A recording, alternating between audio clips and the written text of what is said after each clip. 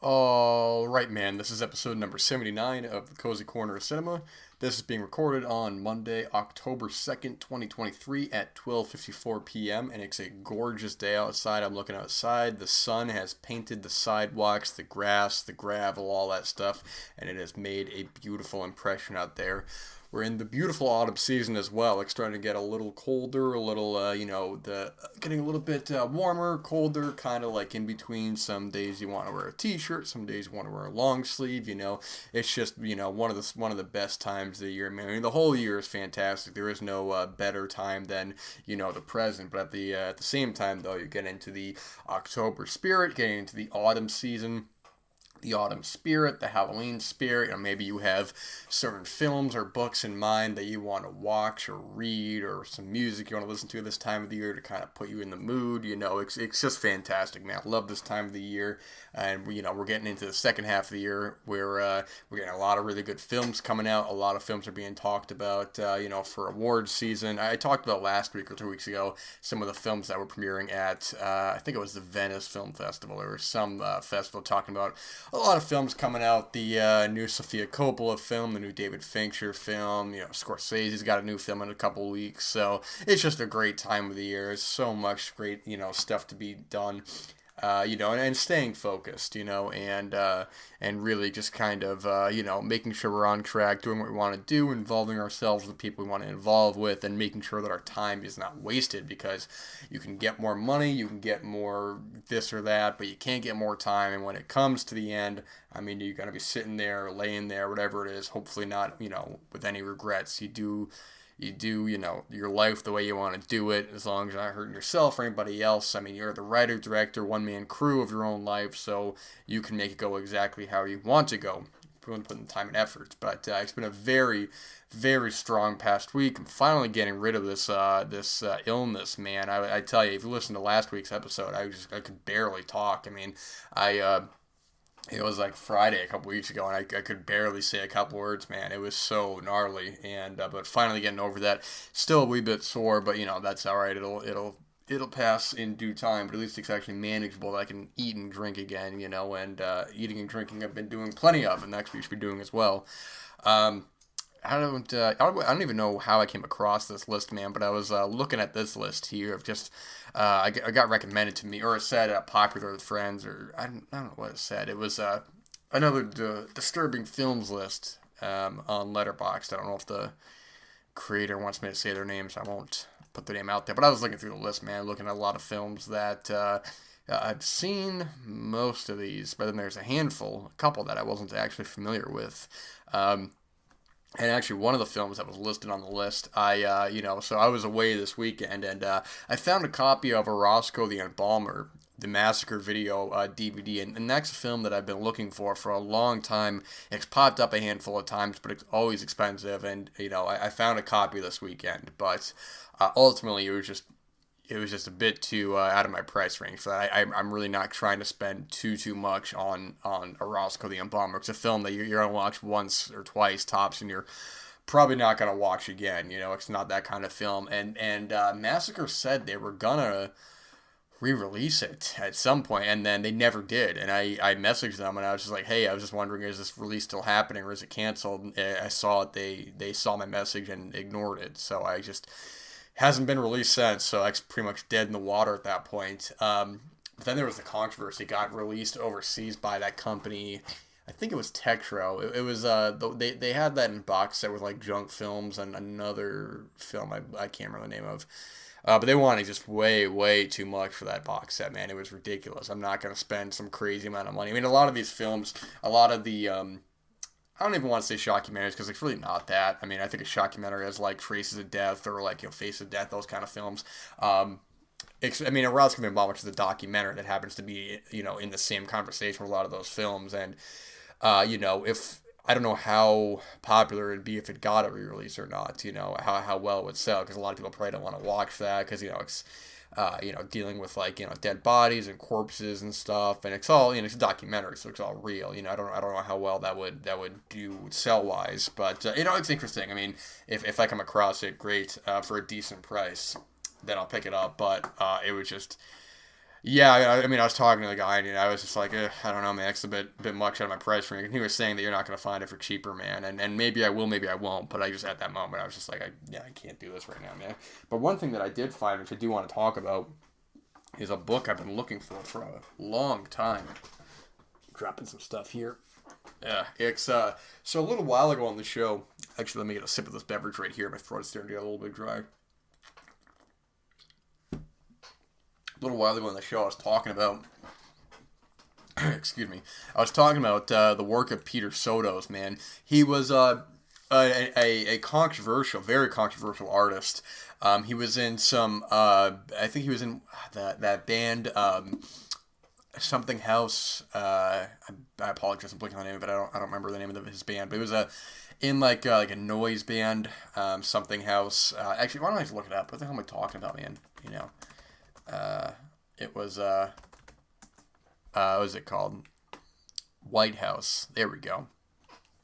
And anyway, he's a very controversial writer. I'm not going to go into that whole thing. I talked a lot about him a little while ago, and I was talking about his album Buyer's Market, which was his solo sort of thing. And I listened to his other album that he had. That was a lot of his writings that he was narrating. That let me see if I can pull up here because I listened to both those on YouTube. I was at work and I listened to both those. I think it's Pure. No, it's what the hell is the name of that album? This is it was is it Proxy? That's what it was. I'm sorry, a couple different things came up, so that's why. But I've been very fascinated by him. I think he's a very fascinating person. I'm not going to go into all of his controversy and all that. He's a very notable, kind of transgressive artist. But the problem is that a lot of his work is very expensive to find because it's very limited prints. The CDs, I don't know how common those are, but the books, his work, I mean, he's done a handful of books, and they're all very out of print and very expensive. So I was completely shocked and surprised to come across one of his books that I've been looking for some time. His book, Pure Filth, which was him and notable, also controversial adult film actor Jamie Gillis, who I've talked about on the show before. And what this book is, I was skimming through it, man. I was talking to the guy there about it. It's a lot of transcriptions of some of Jamie Gillis's more transgressive adult films. He was doing a lot of stuff involving some scat, and there's some images in the book as well, and just basically the dialogue from a lot of pictures involved with it. And I think that it looks like a lot of these chapters open up with some of the talk with Peter Soto's relationship to Jamie as well. Jamie has since passed away. Peter is still alive. But I was just casually kind of reading through a lot of it, and this is one that will definitely have to be read at some point soon. I mean, I don't even know if I can read some of these passages, man. It's fairly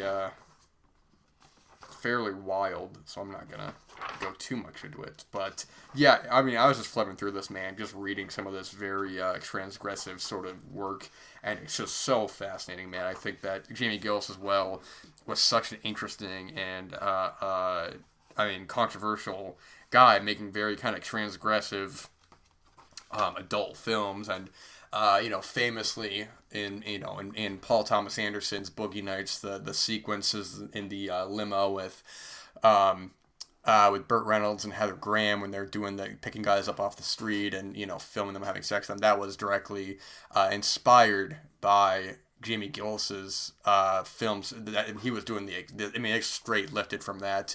But Jamie Gillis and Peter Sotos were very upset by the depiction in that film. If you've seen that film, that's a point where I won't get into it because I won't give away the scene, but it's a very uncomfortable sequence because it's more. I won't get into it, man.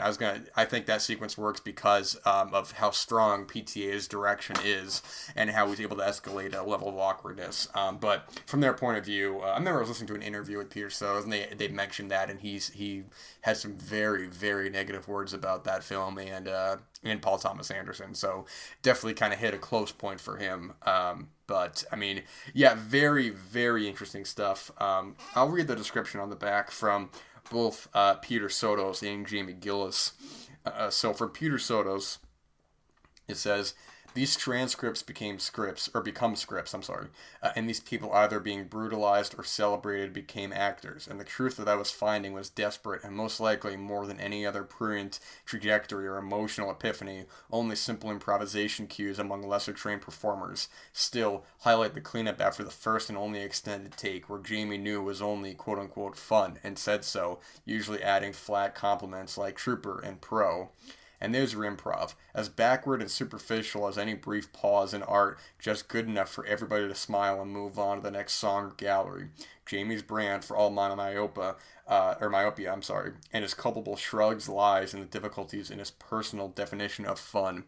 And from Jamie as well, we have, on the prowl breathed life into the stagnant industry. Billions have been made from the gonzo phenomenon it spawned. Not that I ever made real money. Prowl series has not done that well. Perhaps people can't. Jeez Louise, man, I apologize. Perhaps people can't take too much reality. Yeah, it's very, very fascinating stuff. This will definitely be read cover to cover, and I was just so happy to come across this, man. You know, you give and you take, so I wasn't able to grab a Roscoe, it's what it is, you know, but I was able to grab this, which I've been looking for quite a while, and more importantly, wanted to pay a fair price for. I didn't want to pay too crazy of a number, but I understand that these works are out of print and can be fairly pricey, but I was able to buy it for a fair number. I was talking to the gentleman who sold it to me, and it was just... we were kind of on the same wavelength of the content. So it's very, very enjoyable to get that, to own that. And get another sip here. I apologize. My throat's still a little bit sore, so I might be stuttering a little bit, or I might sound kind of dry, but that's just how it is, man. It'll go away. Don't want to have too many pockets of silence here if you want to keep it going. But yeah, no, I was looking at this list, and there's a lot of films on here that, I've seen almost all of these, besides a couple that I'm just not actually familiar with. I was, a little while ago, man, I was bouncing the idea around of doing a series about controversial documentaries. I've mentioned on the show before how much I love documentaries. I love watching documentaries. Any and all documentaries I'll watch. There's basically nothing I won't watch, man.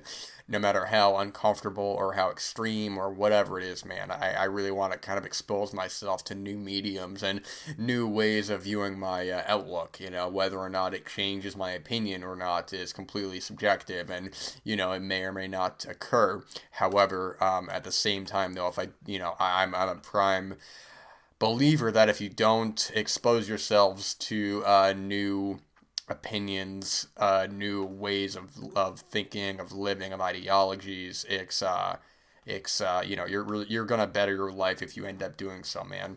But I was looking at a lot of this list here, man. There were a lot of documentaries that I've been wanting to see. I wanted to do something with, and I do apologize. Got to get this here.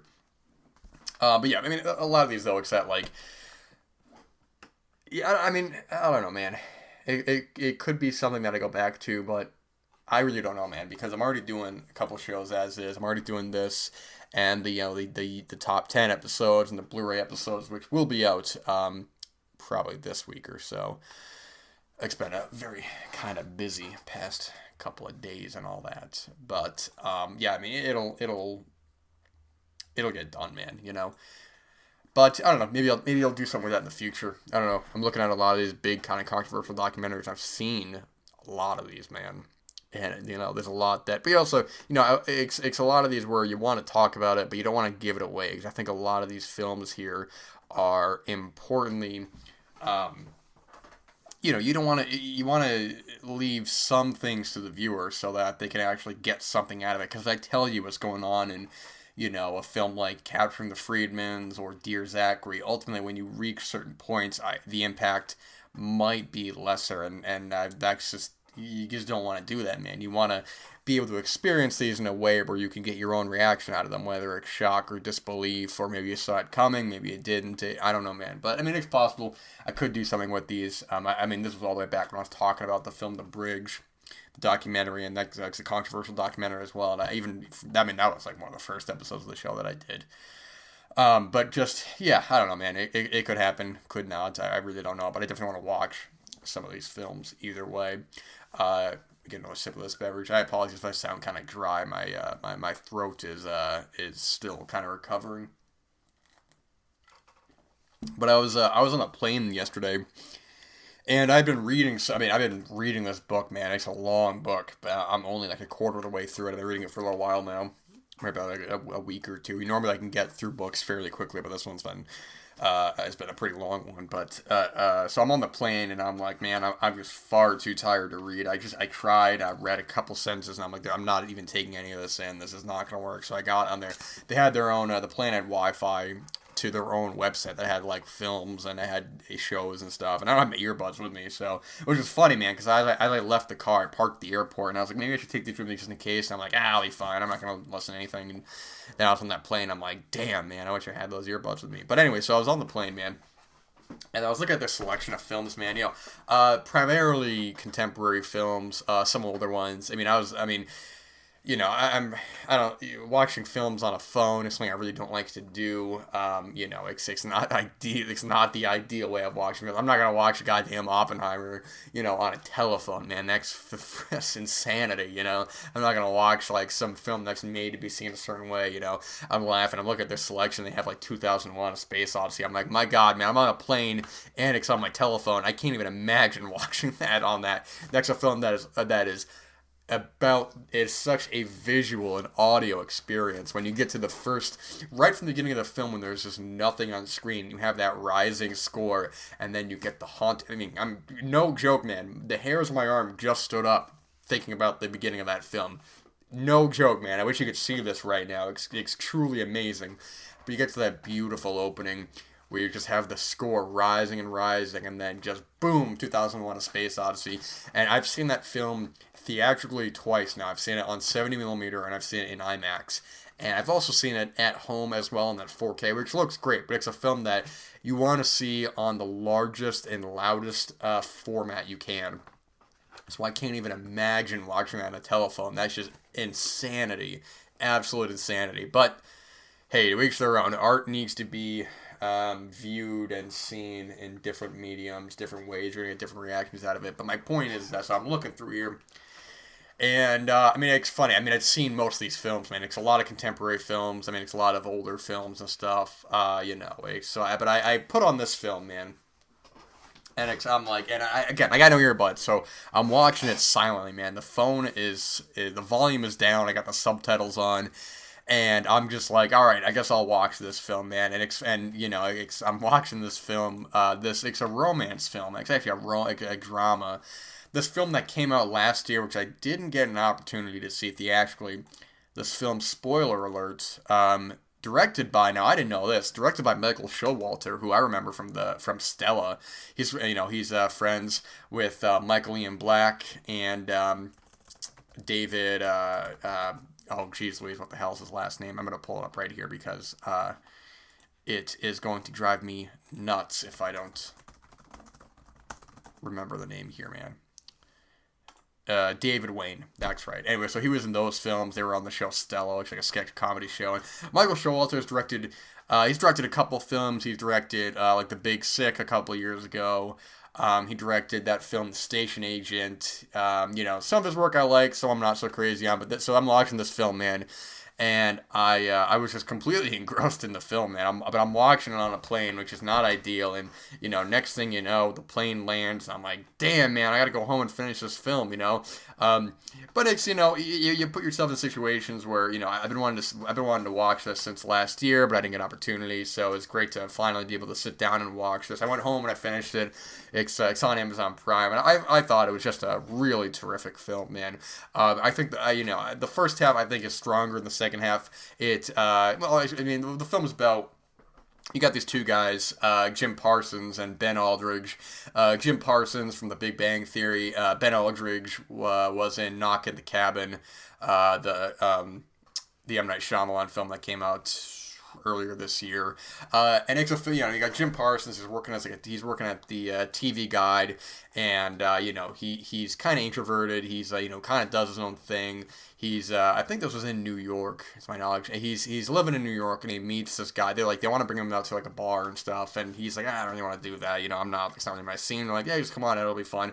Meets this guy, Ben Aldrich. They start forming a relationship, and one of the things I think is really strong about the film is that I think their chemistry is really strong together. I was actually like really early on when they become start becoming romantically involved.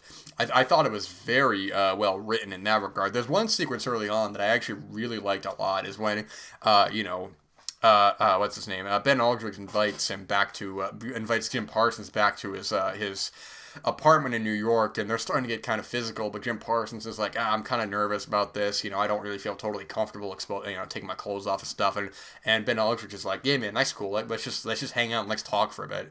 And I was like, man, that was one of the strongest sequences in the film, because I'm like, you really get a good kind of back and forth with these characters. But anyways, as it goes on, you learn right off the bat that Ben Aldrich has an illness, he's dying and stuff, and Jim Parsons is kind of reflecting back on their relationship, reflecting on the illnesses in his own family. They do a really interesting kind of technique where they kind of flash back to Jim Parsons as a kid, but do it in a sitcom style, so they have like a laugh track and all that stuff. It reminded me of that sequence, some of the sequences actually it was really the one sequence in Danny Boyle's 127 Hours when Aaron Ralston is, he's talking to the camera and all that, and it sounds like a talk show sort of thing. There was a thing I was working on, right? I won't even lie, I just directly lifted it from 127 Hours, where there's a sequence where a character was hallucinating, and they were on like a talk show, that sort of stuff, talking about them like dying and all that. I directly lifted it from that. If anybody called me out on it, I'd be like, yeah, I can't even deny that. I obviously did that.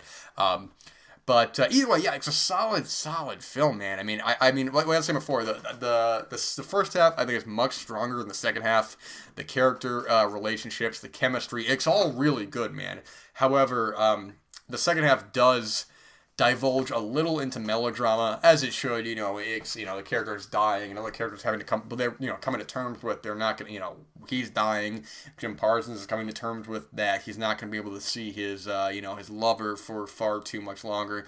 But there are just some sequences where it does kind of go through the motions a little bit. Some of the sequences where it's like one after another. It's like, oh, okay, it's like, oh, now it's this, now it's this. Now it was a bit much, but. Sally Field is also in the film. She's very, very good. Bill Irwin's in the film as well. Honestly, man, this was kind of a total surprise. I don't want to say total surprise, but I'm on the plane watch. It's like, it's good or bad. I got to kill some time. I'm tired. I want to watch something. I don't want to watch. I'm not gonna watch like goddamn 2001 or anything like that. But I want to watch something that I'm like, I'll watch the film and all that. But I was just really taken into the film. Jim Parsons, I think is I think he's just a really strong actor. He had a small part in. Extremely Wicked, Shockingly Evil, Vile. I think it's the full title of that. The Ted Bundy one with Zac Efron. He had a small role in the last act of that film as one of the lawyers, I think. And he was also in like 10 Items or Less, the Morgan Freeman film. I think he's a really cool actor, man. I like when actors kind of try to do different material. They're not trying to be typecast as a certain thing, because you watch Big Bang Theory and he's playing this kind of character who's like, he's a very certain kind of character, and then you see him in other work, and I think he's really strong, man, really strong actor. So yeah, I really recommend this film, man. I thought this was just a really sweet and charming film, and I was getting a little bit emotional at the end, and I was just, but I'm laughing because like. I'm on the plane, right, and I'm watching this film, and, there's some sequences of some intimacy, of some physical intimacy that I'm like, I'm not gonna, I'm not gonna, how do I want to phrase this? I'm not gonna like hide my phone, but I'm also like, I'm in public watching this, and dude, the lady like next to me, she looked right over at one of the love scenes, and I'm like, dude, I wasn't gonna say anything, but I'm like, yeah, dude, I know, I'm watching this film, I'm playing, leave me alone. Some of the films they have in there, man, they have like Call Me by Your Name, which has far more. I don't want to say explicit because it's not really that, but it's definitely a much more sexually fierce film, and I'm like, man, I'm not gonna watch this on a plane, man, what the hell? But a lot of good films on there. There's a lot of films I didn't even know were out that I'd seen earlier this year. That film, I think it's talking about that film Monica. I didn't even know that was out to watch, but that's on there. Or maybe it did actually. I'm trying to remember. I don't know, but either way, yeah. So good stuff on that front. I gotta just check the time on this because I've been having issues with this sound recorder lately where the time it displays is not the correct time that finishes at. So right now this is at 26 minutes. However, on my telephone this is at 25 minutes. So I definitely got a couple of minutes left there. But yeah, as I was saying before, the year so far has just been, when I say before, I mean on previous episodes, but this year has just been so strong. I'm thinking back to all these great films I've seen this year. And even last week I saw the film Fremont. With the main actor who I do not know her name. She's a first-time actor, and it was just, it was so good, man. I tell you, it's one of the best things I've seen this year. But I'm just thinking back to even that film Cassandra I was talking about recently, which, by the way, I didn't know that was an Amazon film. I popped on Amazon Prime like a week after I saw it theatrically, and it's already on there. And I was like, that's so cool, man. So if you want to see that film and maybe you didn't get an opportunity to see it theatrically, or maybe it didn't play near you, now you can. It's on Amazon Prime if you want to watch that. And I hope they continue to release their films physically, because I was talking about on one of the Blu-ray episodes, they released their film Air with Matt Damon, Ben Affleck, Chris Tucker, which I thought was a really enjoyable film, and I didn't expect that to get a Blu-ray or physical release at all, I should say. I was talking about that film a while ago, Ennis Men, and that doesn't have a Blu-ray here. I don't even know if it's on DVD here. It has a Blu-ray overseas from the BFI, but it's just like, man, this is really wild that some of these films are just not getting released physically at all. It's a real shame, man. But that's on there. Give it a watch for sure. But yeah, just films like, Fremont, Fire, Showing Up, Blackberry. Of course, some of the bigger films like Oppenheimer is brilliant. I really like the new Mission Impossible film. I had a lot of fun with the last Indiana Jones film.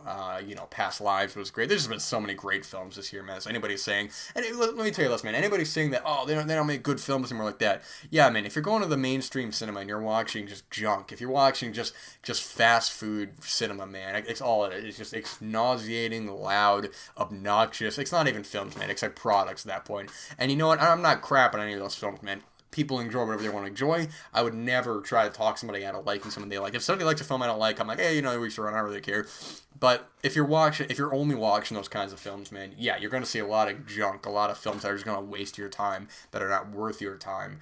But if you're actually going out there and looking for films that actually have some sort of intellectual meaning, that you're actually going to get something out of, something deeper than just a shallow kind of spectacle, and spectacle's fine, man. Like I tell you, I'm not getting anything intellectual out of Mission Impossible. However, it's one of my favorite things I've seen this year because it's so enjoyable, and the comedy works, the action's fantastic. It had, when it was over, I'm like, man, I'm looking forward to part 2. I had a lot of fun with that. So I'm not trying to throw these films under a bus. I'm just saying that the idea that they don't make good films anymore. It's like, I'm not really up to date. I don't really know much about music. I mean, I like music and all, everybody does, but and people say, they don't make good music anymore. It's like, brother, what are you talking about?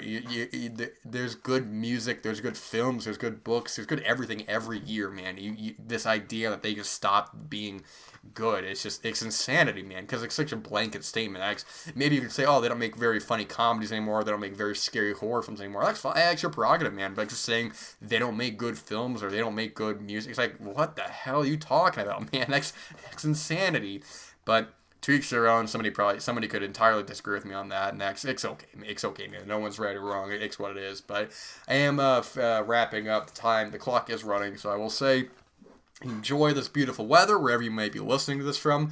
Enjoy the rest of your day. Have a productive day, week, weekend. Don't get distracted by shallow nonsense, people who want to waste your time. Make sure you are living your life exactly as you want to live it. And if you're sitting around like, man, I'm not in the place or the situation I want to be in, man, then hey, Only you can change that, man. It got to take it one day at a time. Baby steps to get to the ultimate final goal in life, man. It's a beautiful life to live, so just don't waste it, man. That's all I can really say. But that's all I'm going to say. And that there. Thank you guys for listening, wherever you may be listening to, and I will be back next time. And also look out for a new Blu-ray episode coming soon this week. The top 10 in 1993 is coming out at the end of the month, so look forward to that. And I will be back soon. Thank you.